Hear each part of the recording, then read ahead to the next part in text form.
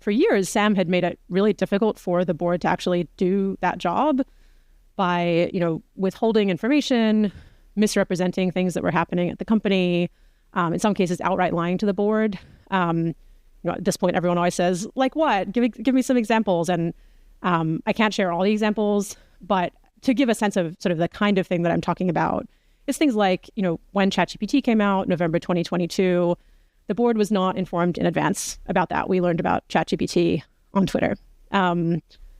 Sam didn't inform the board that he owned the OpenAI startup fund, even though he, constantly was claiming to be an independent board member with no financial interest in the company.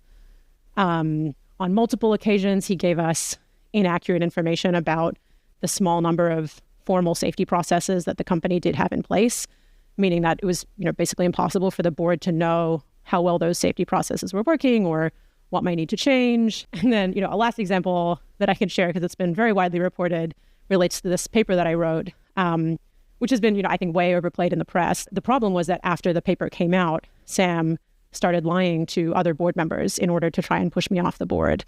So it was another example that just really damaged our ability to trust him, and actually only happened in late October last year when we were already talking pretty seriously about whether we needed to fire him.